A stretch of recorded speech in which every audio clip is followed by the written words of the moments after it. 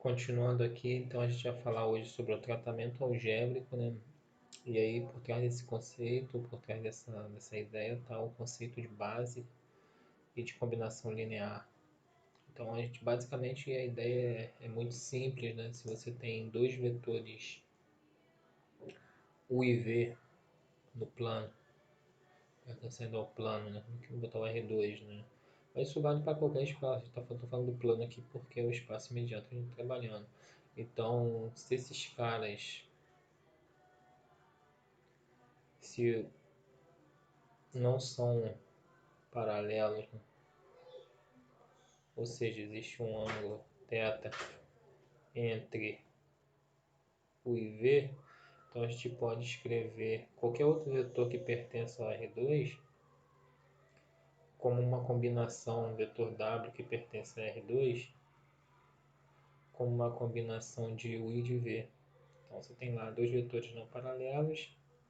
No caso disso no plano, a gente fala que eles são linearmente independentes, né? São vetores que não são paralelos nem coincidentes, né? Então eles são linearmente independentes. Então qualquer outro vetor ele pode ser escrito como uma combinação potão escalar A, né? A mais B vezes U, onde A e B pertencem aos reais e V e U pertencem ao espaço que a gente está trabalhando, no caso R2. Então essa ideia é uma ideia muito importante, né? Geometria analítica e na álgebra linear, que é a ideia de combinação linear, tá? Então, como você pode escrever qualquer vetor com uma combinação linear de dois vetores ali, U e V são ali, essa combinação linear ela pode ser considerada única, tá? Então, aqui no caso, quando eles são LI, essa combinação linear não é única.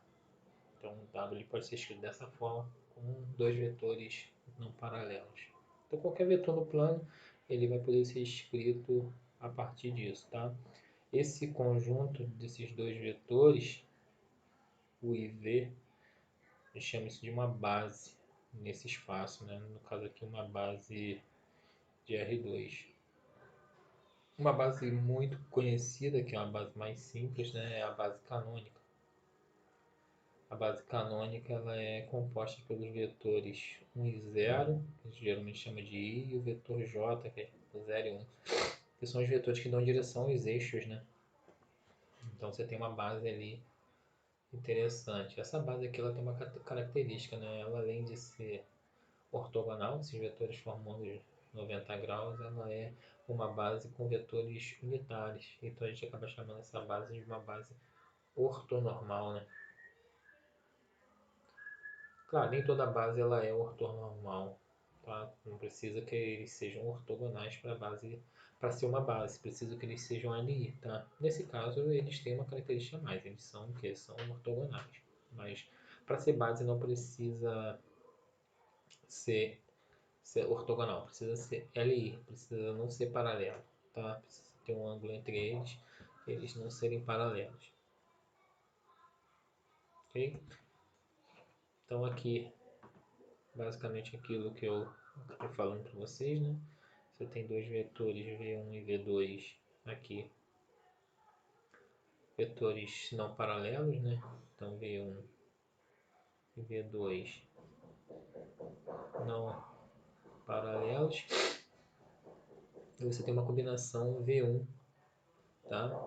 Vetor V1 pode ser escrito, qualquer vetor pode ser escrito como uma combinação desses dois vetores, tá? Uma vez que esses caras formam uma base, como está escrito aqui, ó. Então, dado uma base, qualquer espaço, qualquer vetor pode ser escrito como combinação linear dos vetores daquela base. Então aqui esse A1 e A2 são reais, escalares, né? E esses caras aqui são vetores. No plano isso é fácil de ver porque dá para você analisar geometricamente, né? No espaço 3 dimensões também dá para você analisar, mas isso aqui em qualquer dimensão, tá? Se tem um vetor com 10 componentes, isso vai funcionar também, tá? Claro que as bases elas vão aumentando de acordo com os espaços, né? Pode ser, por exemplo, uma reta, a base de uma reta ela não é dois vetores, é um vetor só. Por exemplo, você tem um conjunto, né, que é uma reta e você precisa formar aquele espaço. Então você tem uma base que é o vetor que dá a direção para aquela reta. A gente vai ver um pouco isso na frente.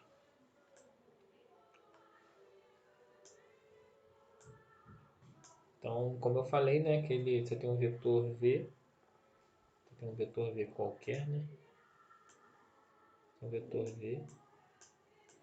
Esse vetor tem duas componentes, né, uma componente x e uma componente y.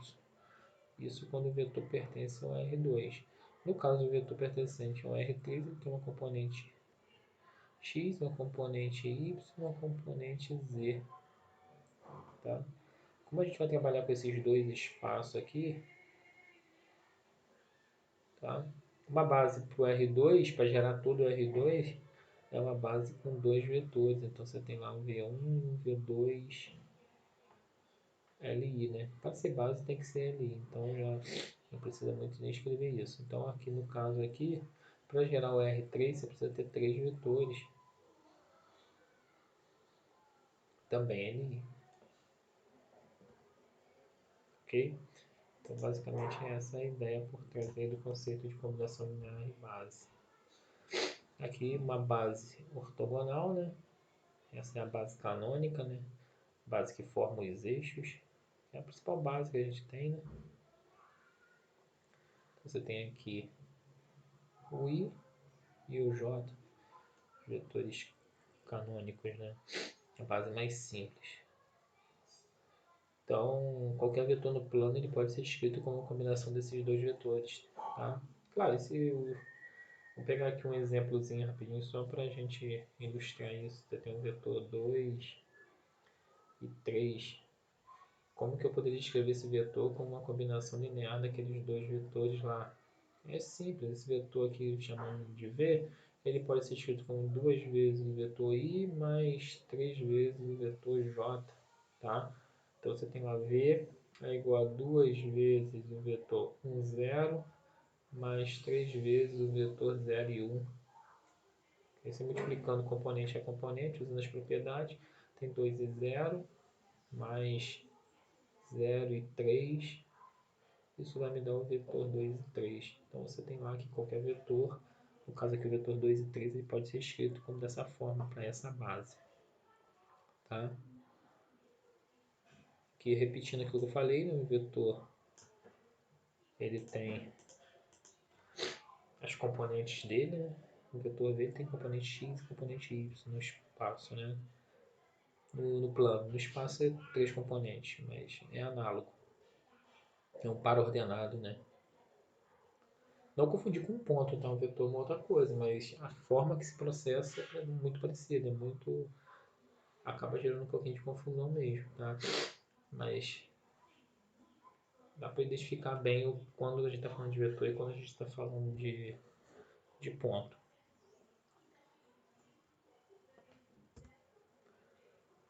Aqui você tem algumas características que a gente já falou, né? Então a escolha da base J é por simplificação, né? Uma base simples, né? Que é a base mais simples que você tem, por isso que ela é chamada de base canônica, né? É a questão de gosto. O V ele pode ser escrito como combinação de qualquer outra base, tá? Não precisa ser da base canônica. Mas ele pode ser escrito como combinação de qualquer outra base. Você tem uma base qualquer, os vetores LI. Então você tem que o V pode ser escrito como combinação desses vetores, tá? É uma forma bem simples de você descobrir se os vetores são LI. Tá? Não está nem falando aqui, mas vou deixar aqui anotado para vocês. É você montar o determinante, né? Determinante entre os vetores. É como 0, 0, 1. Se o determinante for diferente de 0, eles são LI. determinante for igual a zero, eles são LD, que é o termo linearmente dependente, e aí eles não formam uma base. Tá?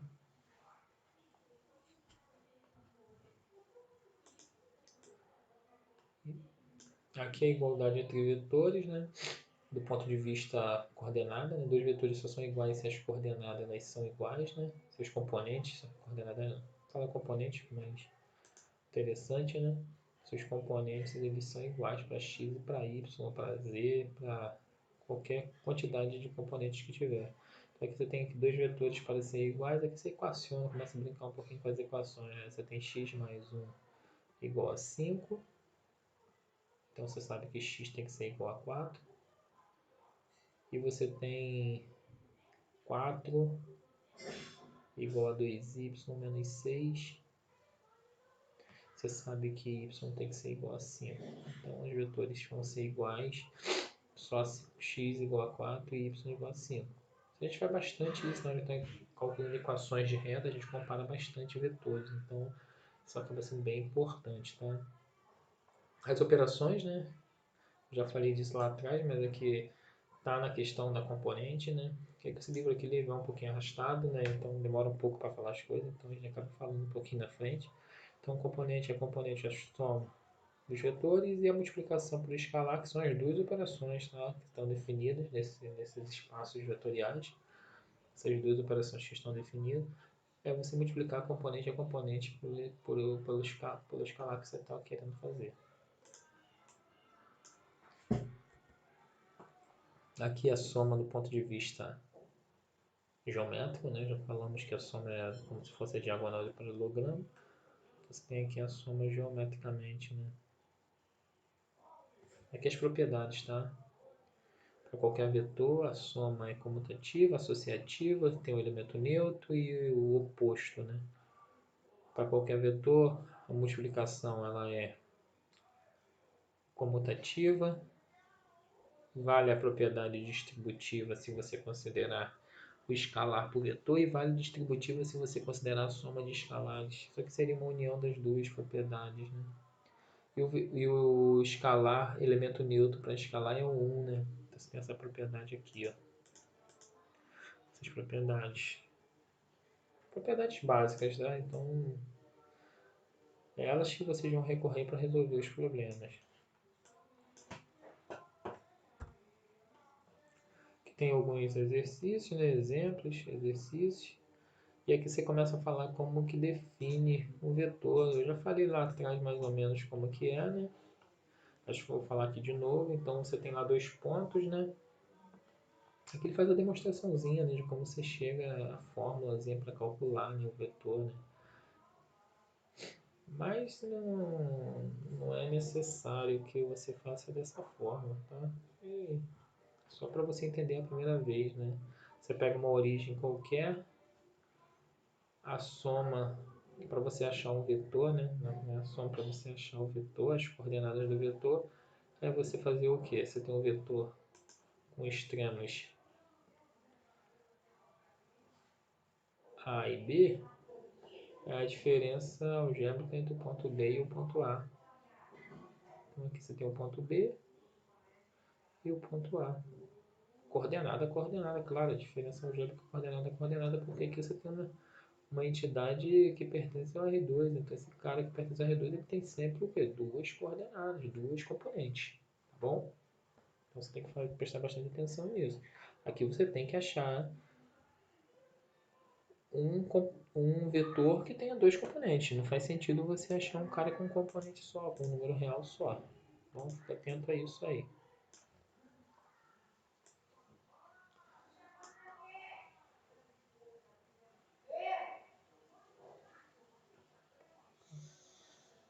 Aí basicamente é essa a ideia, tá? Então, aqui tem uma definiçãozinha, né? A posição, esse vetor aqui é chamado de posição, né, ou representante natural. Quando você fala de representante natural, porque esses pontos não necessariamente eles estão na origem, né? Eles estão lá no espaço, soltões lá, largadões lá, e aí você tem o vetor.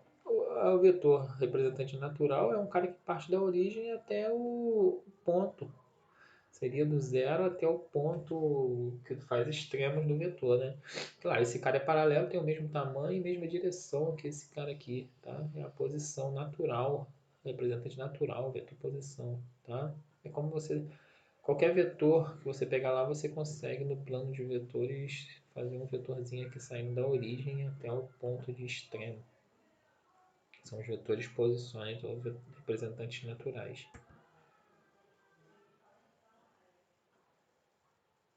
Aqui está falando aquilo que a gente já falou, né? Falou bastante sobre isso, né? Que o vetor V igual a B é a diferença algébrica entre o ponto A e o ponto B e o ponto A, tá?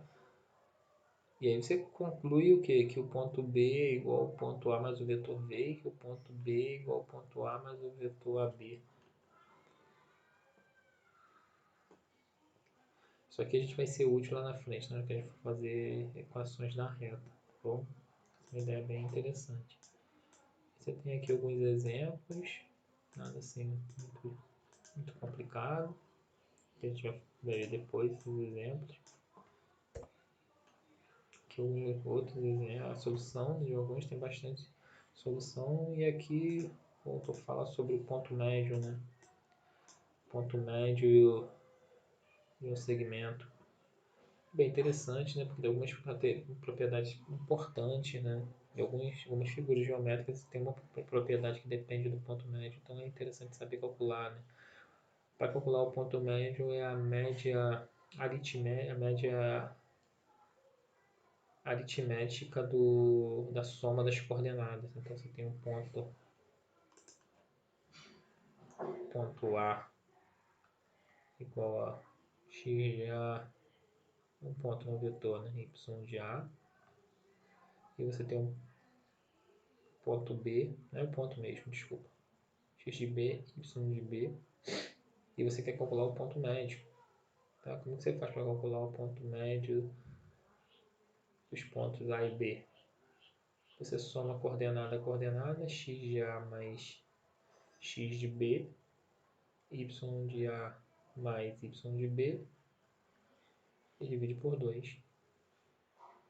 Você tem um ponto médio, você tem a média das coordenadas. Aqui são coordenadas, aqui não são componentes, tá? Coordenadas para ponto, componentes para vetor.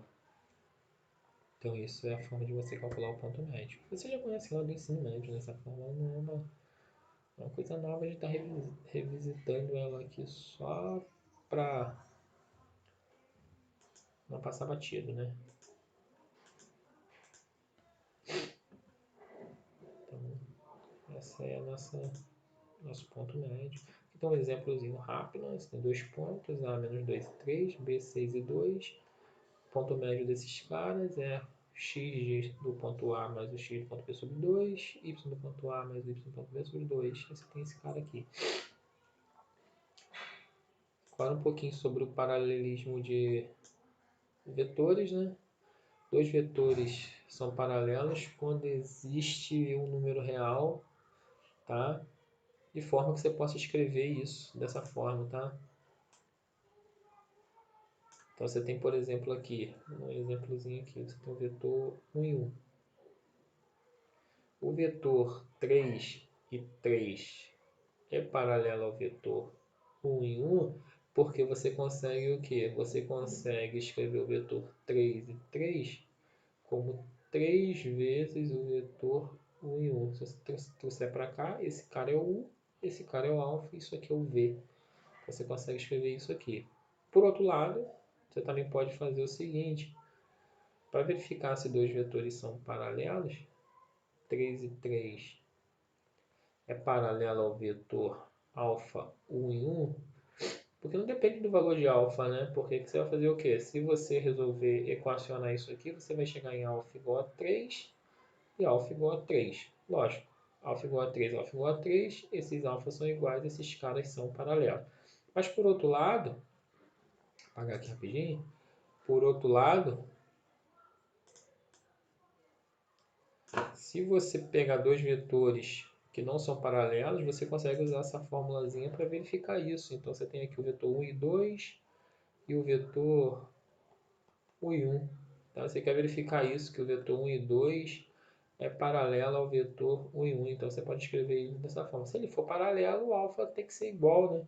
Então aqui a gente sabe que o alfa é igual a 1 na primeira comparação dos componentes aqui, mais que o alfa é igual a 2 na comparação da componente y. Então aqui, como esses caras são diferentes, logo 1 e 2 e 1 e 1 não são, né? Não são paralelos. Então não são. Então é uma forma legal de você mostrar que ele fala as palavras do autor, né? Condição para ser paralela é que as componentes sejam proporcionais. Ou seja, tem essa constante aqui, ela multiplica as duas componentes, né? Da mesma forma.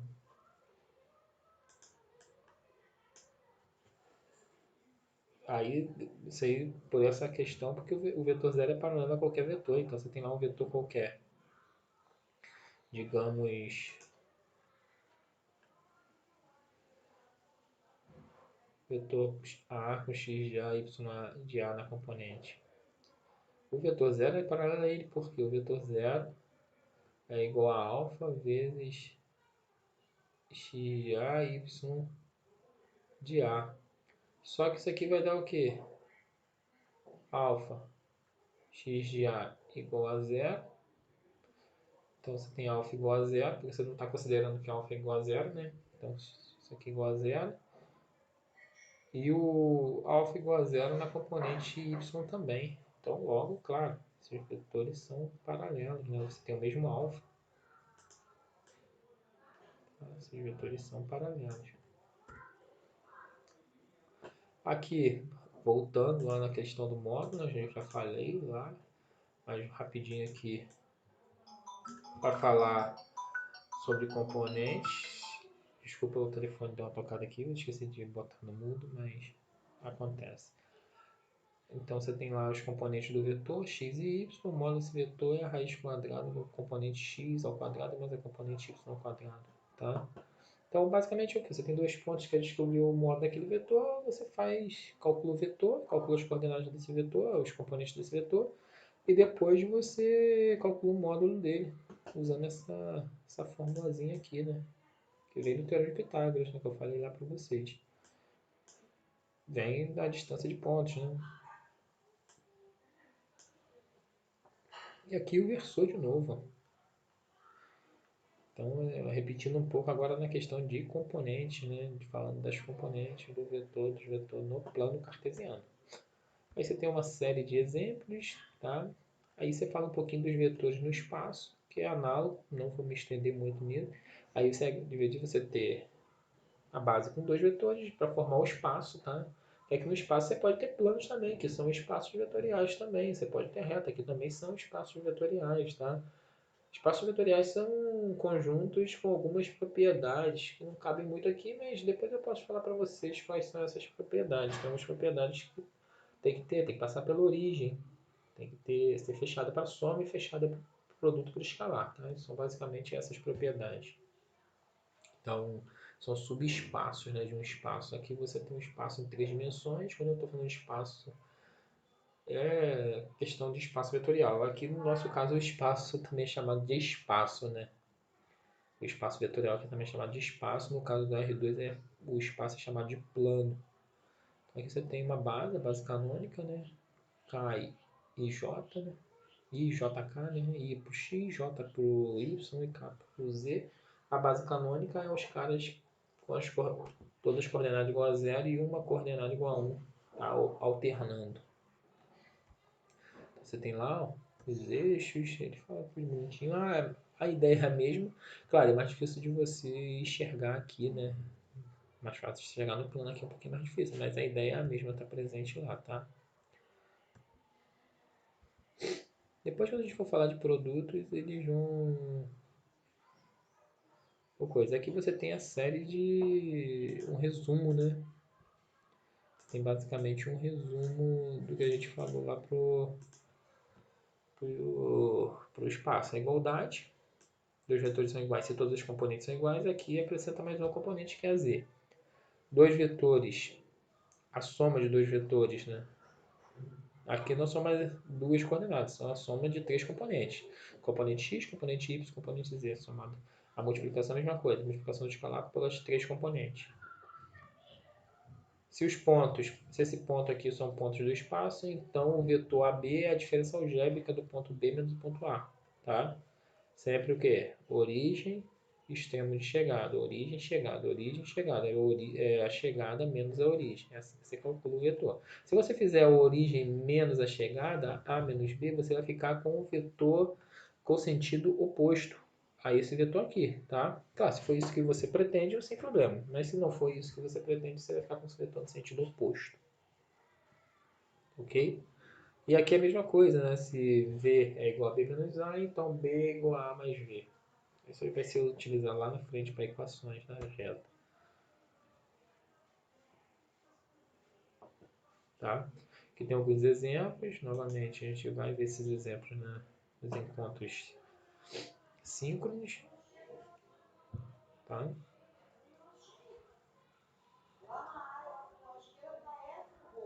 Aí você tem aqui bastante exercício, vocês têm que fazer alguns, mas eu vou indicar alguns para vocês fazerem para a gente poder corrigir.